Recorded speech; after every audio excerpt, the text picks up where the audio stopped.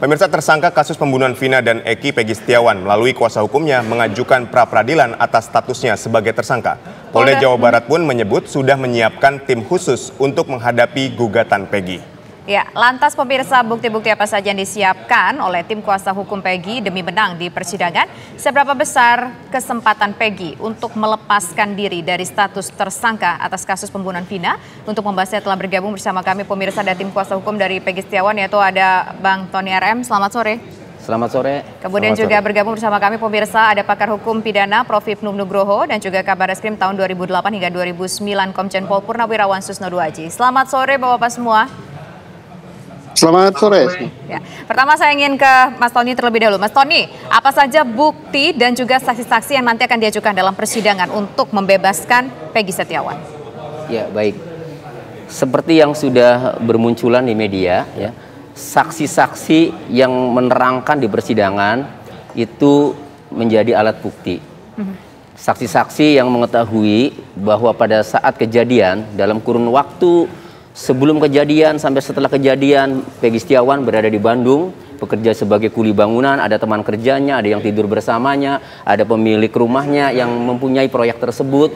Nah, itu bisa menjadi saksi, ya, bahwa Peggy Setiawan itu bukanlah pelaku pembunuhan, karena pada saat itu, pada saat kejadian, Peggy Setiawan berada di Bandung. Itu diantaranya. Terus kemudian ada bukti-bukti lain juga, ya, seperti akun Facebook Peggy Setiawan, meskipun sudah dihilangkan, ya, sudah tidak tampak, tetapi kami tim penasihat hukum beserta netizen seluruh Indonesia sudah memberikan masukan, sudah di-screenshot semua bahwa postingan-postingannya itu mencirikan bukan seperti buronan karena selalu update. Dan pernah meng-share lokasi juga di Cirebon, kemudian di Bandung juga terang-terangan kan. Kalau pelakunya kenapa nggak ditangkap kan dari dulu kan, itu orang update kan, itu juga menjadi alat bukti juga bagi penasihat hukum nanti di pra-peradilan. Nah, termasuk nanti keterangan ahli, ya, apabila memang dipandang perlu diperlukan. Ya, ada berapa saksi yang akan dihadirkan yang mengetahui keberadaan Peggy pada saat peristiwa 2016 dan saksi ahli ada berapa dan siapa saksi ahlinya? Ya, yang sudah dikumpulkan atau sudah disiapkan, ya, saksi itu ya kurang lebih ada 10 orang. Kemudian ahli memang sudah salah satu ahli sudah koordinasi dan sudah siap, ya. Jadi ahli satu orang saja, satu ahli saja, saya rasa sudah cukup. Ahli apa? Ahli pidana tentunya. Ya, karena untuk menetapkan tersangka itu kan berkaitan dengan pidana, ya. Jadi tentu ahli pidana. Nah, kalau misalkan dipandang perlu ada postingan yang berkaitan dengan ITE, ya bila perlu kita kami hadirkan saksi yang ahli dalam ITE. Baik, Mas Tony, Polda Jawa Barat ini kan juga menyiapkan tim khusus, ya, untuk di proses pra-peradilan ini. Anda menanggapinya seperti apa? Ya, silakan. Memang yang namanya orang digugat, orang namanya dipersoalkan, pasti untuk membelanya itu pasti disiapkan tim khusus. Ya biasa itu di dalam institusi, ya, itu ada yang namanya bidang hukum di kepolisian itu. Jadi pasti setiap ada gugatan pra-peradilan itu jangankan di Polda, di Polres saja itu yang menghadapi itu tim Bitkum, ya, bidang hukum dari Polda itu udah biasa. Ya silakan saja bagi kami, ya, siapapun pembelanya, siapapun mau bidang hukum mau berpangkat apapun, buktikan penetapan tersangka terhadap Peggy Setiawan itu nanti di sidang pra-peradilan menurut KUHP harus ada 2 alat bukti. Kami yakin, kenapa? Karena sudah disampaikan oleh Bidhumas Polda saat itu, kan penetapan tersangkanya hanya berdasarkan pengakuan saksi. Sementara menurut Pak Reza Indragiri, pengakuan saksi itu rentan distorsi, rentan lupanya, kan itu. Nah, oleh karenanya kami yakin, kecuali memang ada saat kejadian ada CCTV, ada petunjuk lain, ini hanya keterangan saksi, maka kami yakin sekali. Baik, dari Mas Tony kita ke Prof. Hipnu, bagaimana analisis Anda, Prof, terhadap proses pra-peradilan Peggy ini? Seberapa besar peluang kemenangan dari tim kuasa hukum Peggy? Silakan, Prof. Hipnu. Terima kasih. Ya, pra-peradilan adalah sebagai kontrol tentang upaya paksa, sah tidaknya penangkapan, penahanan, penghentian penyidikan, penghentian penuntutan. Dan sekarang menurut putusan Mahkamah Konstitusi adalah penetapan tersangka. Dari kasus Peggy ini adalah terkait dengan penetapan tersangka. Itu yang pertama. Tapi harus dilihat, ya, dalam konteks pra-peradilan ada namanya suatu peraturan Mahkamah Agung yang memperjelas apa itu pra-peradilan adalah mengoreksi tentang syarat formal bagaimana mencari bukti yang menduga. Jadi bukti yang disampaikan oleh Polda dalam konsep pra-peradilan, apapun, apakah itu korupsi, tindak pidana, itu bukti yang masih menduga kedudukan sebagai tersangka. Bukan bukti yang membuktikan bahwa dia sebagai terdakwa, bersalah atau tidak bersalah. Ini yang harus dipahami. Nah, oleh karena itu, saran saya dalam kasus seperti ini adalah yang penting bagaimana syarat formal memperoleh syarat bukti. Surat izinnya ada enggak? Surat tugasnya ada enggak? Karena dalam konteks ini yang diperiksa adalah formal, bukan material. Itu kalau kita lihat Perma nomor 4 tahun 2016 yang mempertegas apa itu pra-peradilan. Oleh karena itu, kalau yang disampaikan tadi oleh penasihat hukum mungkin agak digeser, Mas. Jadi bukan nilai bukti, tapi cara memperoleh bukti. Karena itu sebagai bentuk cara menduga seseorang. Karena Polda kan masih menduga, bukan menentukan. Kalau menentukan nanti di bukti material. Ini yang harus kita sampaikan dalam pra-peradilan. Oleh karena itu, kalau sampai ini di dalam suatu cara memperoleh bukti Polda, 2 alat bukti, 2 itu menganut jumlah dan jenis. Saya beberapa baca memang kayaknya Polda sudah 60-an saksi, berarti cukup. Jenisnya orang, saksi. Kemudian ahli mungkin, kemudian bukti petunjuk. Nah, ini yang saya kira Polda sudah firm, cuman cara memperoleh, inilah yang nanti dikaji dalam suatu proses pra-peradilan. Cara memperoleh melanggar hak asasi manusia, cara memperoleh legal atau tidak legal. Itu, Mas, di dalam konsep pra-peradilan. Jadi belum masuk nilai saksi mengetahui atau tidak mengetahui, tapi nilai saksi yang menduga bahwa dia adalah sebagai pelaku tindak pidana, bukan yang menilai bahwa dia sebagai pelaku pidana.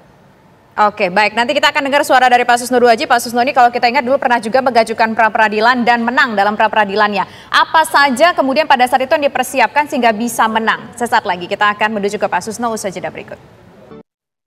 Pemirsa, jelang pra-peradilan pada 24 Juni mendatang, 3 orang kuasa hukum Peggy Setiawan mendatangi Polda Jawa Barat untuk meminta salinan BAP tambahan Peggy Setiawan.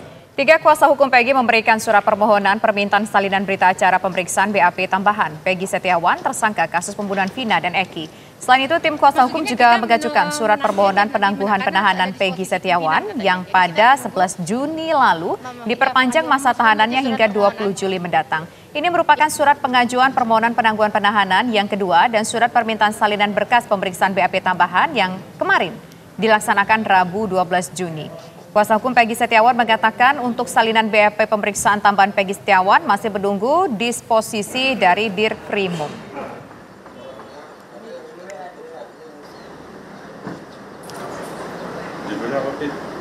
Pihak kuasa kan?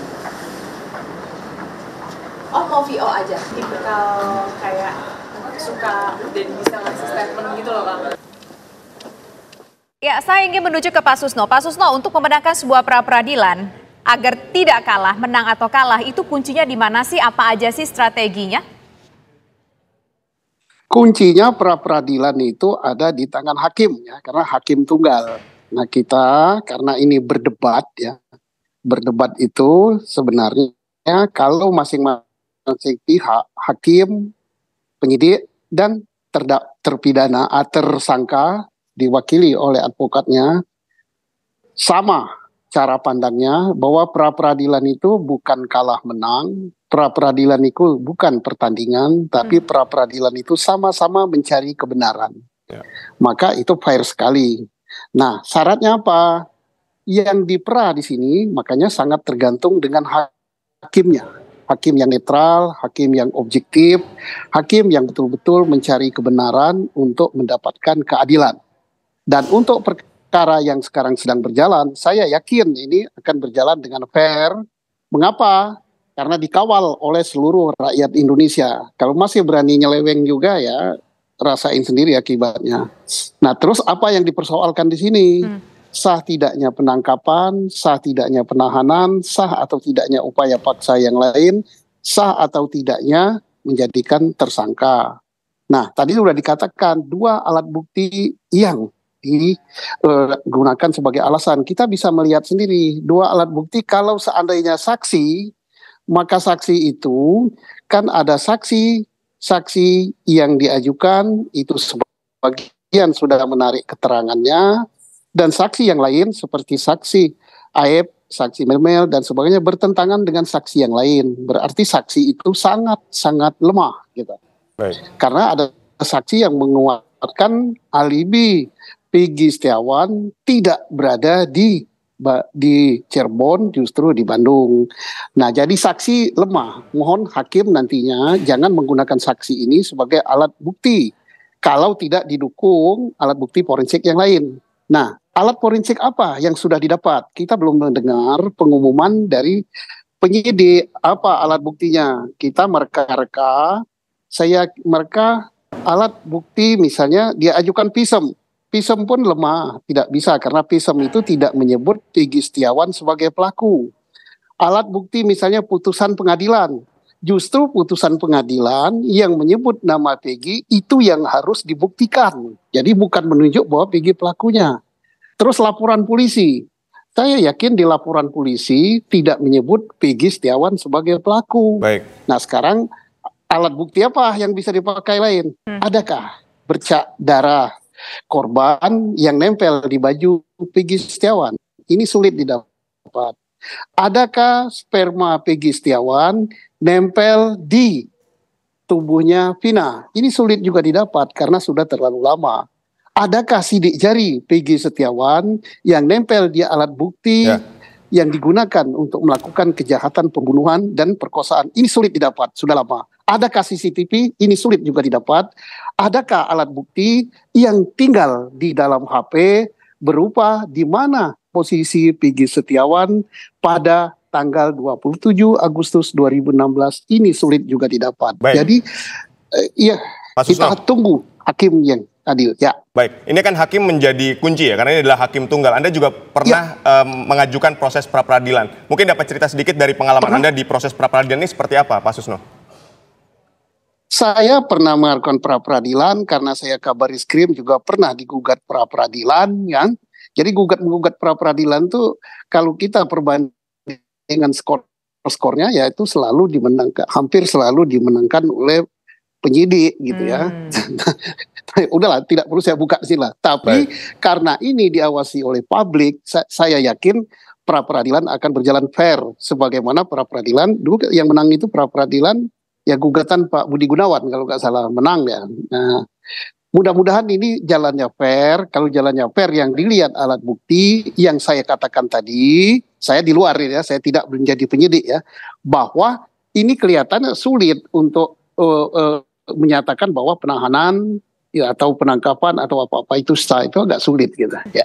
Oke, baik. Sekarang saya ingin ke Mas Tony. Mas Tony, tadi disampaikan oleh Prof. Ibnu bahwa yang dipersoalkan bukan soal Peggy bersalah atau tidak bersalahnya, tapi soal proses penetapan tersangka Peggy itu, apakah itu benar atau tidak. Nah, apakah bukti-bukti yang diajukan itu dirasa sudah cukup? Karena kan kalau kita lihat tadi yang diajukan adalah untuk membuktikan bahwa Peggy itu tidak berada di Cirebon, tidak berada di TKP, Peggy aktif terus. Itu kan untuk membuktikan bahwa Peggy bukanlah orang yang melakukan pembunuhan. Tapi penetapan Peggy tersangka ini apa kemudian yang sudah disiapkan secara formalnya?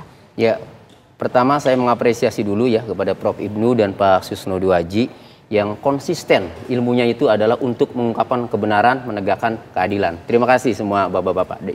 Ya gini, gugatan pra-peradilan ini lebih kepada minta pertanggungjawaban kepada penyidik agar menunjukkan alat bukti yang dimiliki sehingga menetapkan klien kami Peggy Setiawan sebagai tersangka. Sebenarnya lebih kepada penyidik ini harus bisa membuktikan alat buktinya itu apa. Saksi. Ya, nah berdasarkan informasi dari Bidhumas Polda Jawa Barat yang disampaikan dalam konvers, kan disampaikan tuh bahwa ada keterangan saksi alat buktinya kan, yaitu diantaranya adalah Aep. Nah kemudian terpidana lain. Ya nanti kalau memang tidak ada alat bukti lain ya, karena di dalam KUHP itu pasal 184 itu alat bukti itu kan ada 5. Ya. Nah ini cukup 2 saja untuk dapat menetapkan seseorang menjadi tersangka. Nah sudah dikasih tahu, sudah diinformasikan bahwa keterangan saksi itu alat buktinya. Ya coba nanti kalau di sidang pra-peradilan, keterangan saksi siapa? Nanti dikejar nanti. Apakah keterangan saksi Aep? Aep itu keterangannya kan sebelumnya ya, itu dia melihat kejadian dari jarak 100 meter, begitu terjadi pelemparan, kemudian dia menjauhkan diri, kabur, takut. Dari mana dia bisa merinci secara detail ciri-ciri pelaku? Kemudian terpidana. Sekarang juga muncul kesaksian baru ya dari saksi-saksi yang sudah pernah bersaksi di persidangan 2016. Ternyata mereka diarahkan oleh oknum anggota polisi dan penyidik. Sehingga ketika saksi yang mengaku atau saksi yang terbukti itu ternyata sudah dipatahkan lagi dengan saksi-saksi yang sebenarnya itu skenario, berarti yang menerangkan bahwa Peggy terlibat ketika dia sendiri juga bukan pelaku, kan begitu? Ya berarti Peggy tidak akan mengarah ke Peggy, entah itu Peggy alias Peron, apalagi ke Peggy Setiawan. Mas Tony, jadi akan dikejar nanti saksinya. Singkat saja, seberapa besar peluang Anda merasa bahwa Peggy ini akan memenangkan pra peradilan? 1000% kami yakin. Baik. Kecuali hakimnya masuk angin. Udah itu. Baik, sekarang kita ingin menuju ke Prof. Hipnu, tapi sayang sekali waktu kita sudah terbatas, sudah habis. Saat ini kami ucapkan terima kasih untuk narasumber kami sudah bergabung, Mas Tony, Prof. Hipnu, kemudian juga Pak Susno. Selamat sore semuanya.